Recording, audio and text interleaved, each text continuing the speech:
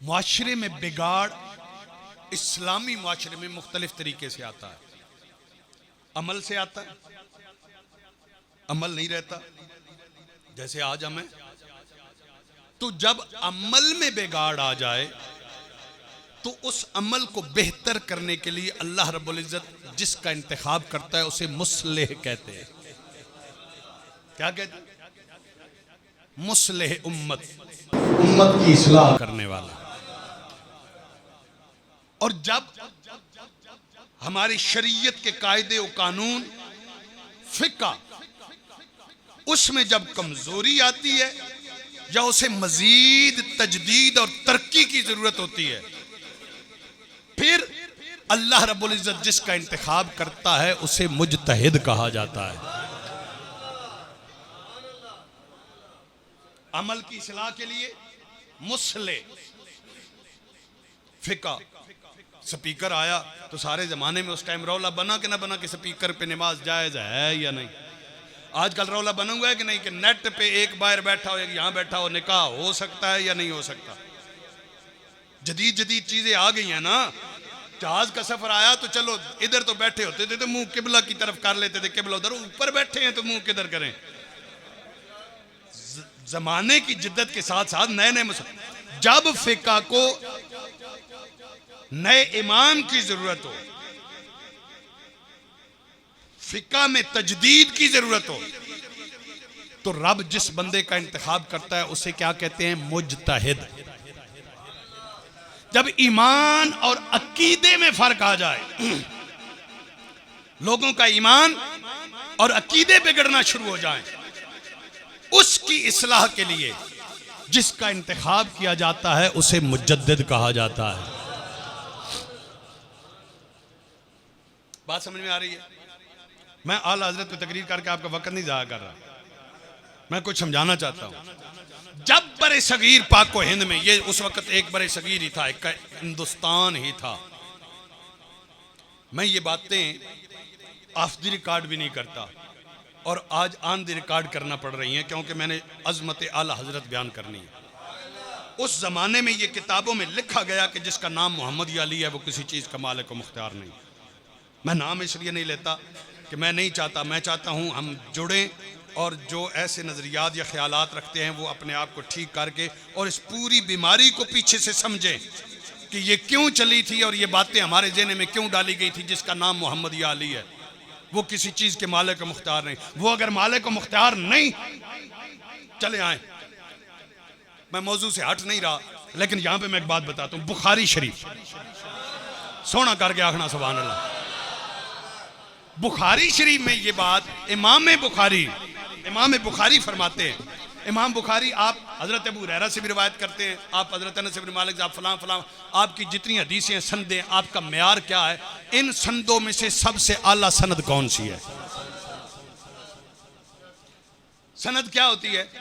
जो रावी रिवायत करते हैं, मैंने सुना आपसे, आपने सुना इनसे, इन्होंने सुना इनसे, इन्होंने सुना उनसे, उन्होंने सुना अबू हुरैरा से, अबू हुरैरा ने सुना सरवर दो आलम से। ये जितने भी लोग हैं ना, ये सनद है इमाम बुखारी। और ये एक इमाम बुखारी नहीं, सब मुहद्दिसीन की, ये मुहद्दिसीन की बोली है, मौलवियों की बोली नहीं, ये सुन्नी या बरेलवी की बोली नहीं, मुहद्दिसीन की बोली है। क्या इमाम बुखारी बताएं सबसे आला सनद कौन सी है? फरमा बड़ी बड़ी शानों वाले लोग हैं, लेकिन बुखारी में सबसे आला सनद जिसे मैं मानता हूं वो सनद हजरत इमाम ज़ैनुल आबिदीन की है। पूछा गया क्यों?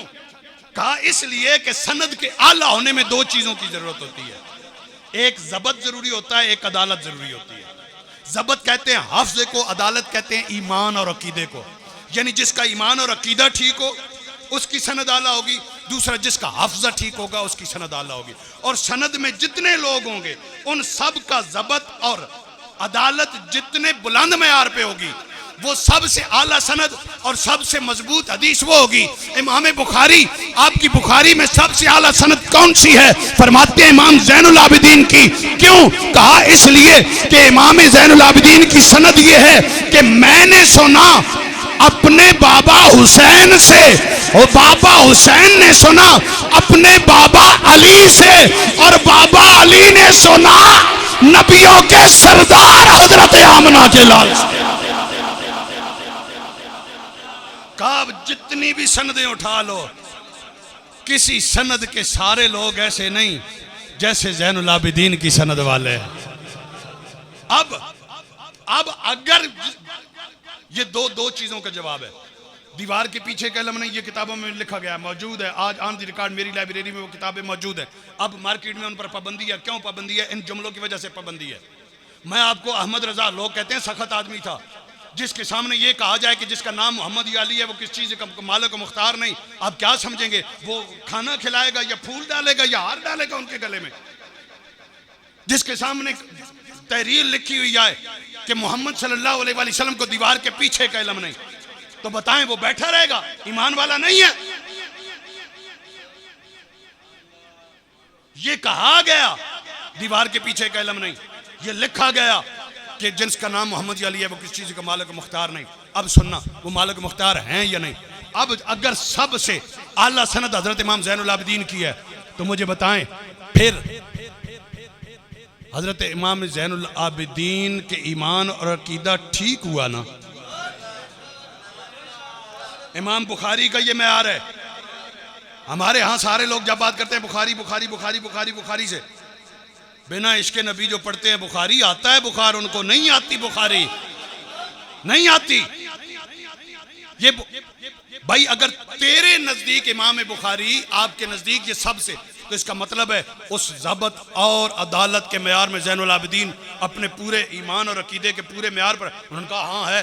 अब सुनो, अगर वो है और अगर ये उनको पुकारना या दीवार के पीछे का इल्म नहीं, तो फिर ज़ैनुल आबिदीन रज़ी अल्लाह अन्हु का अकीदा देखते हैं। उनका अकीदा क्या था?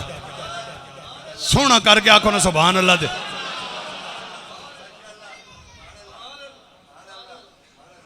हजरत इमाम ज़ैनुल आबिदीन जब कूफा के बाजार से गुजर रहे तो कहते हैं या रहमतल लिल आलमीन, या रहमतल लिल आलमीन, अदरिक ले ज़ैनुल आबिदीन, या रहमतल लिल आलमीन, या रहमतल लिल। जो मोहब्बत से पढ़ सकता है पढ़ ले, या रहमतल लिल आलमीन, अदरिक ले ज़ैनुल आबिदीन, अदरिक ले ज़ैनुल। क्या मतलब?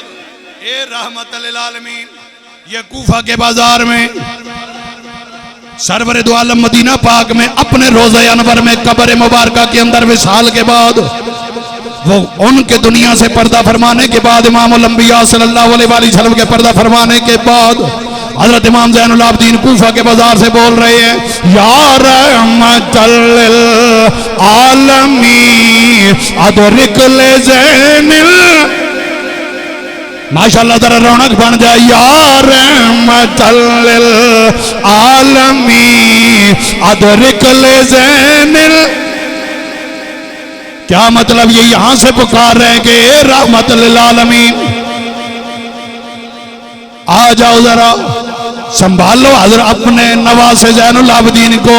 क्यों संभालो? महबूब से ऐद ज़ालिमीन, या रहमतल लिल। माशाअल्लाह, या रहमतल लिल आलमीन, अदरिक ले ज़ैनुल आबिदीन, या रहमतल लिल।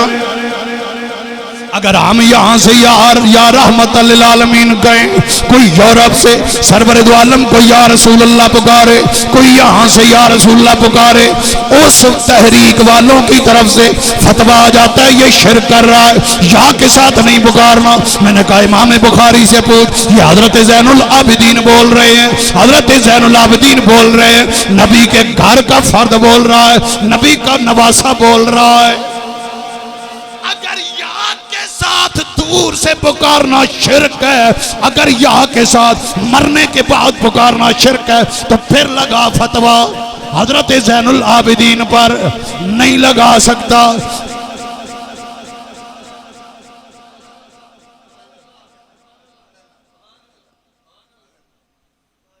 जब ये लिखा जा रहा है, जब अमल का बेड़ा गर्क, जब फिका को नए मसाइल में, बहुत सारे मामलात में तजदीद की जरूरत है। अब चाहिए था कि एक मसले आता, चाहिए ये था एक मुजतहिद आता, चाहिए ये था एक मुजद्दिद आता, मुबालगा रहा ही नहीं। इमाम अहमद रजा को पढ़ने के बाद ये लफ्ज बोल रहा हूं, पूरी जिंदगी पढ़ के समझ आता है रब ने मसले भी अहमद रजा को बनाया है, मुजतहिद और मुजद्दिद भी अहमद रजा को बनाया।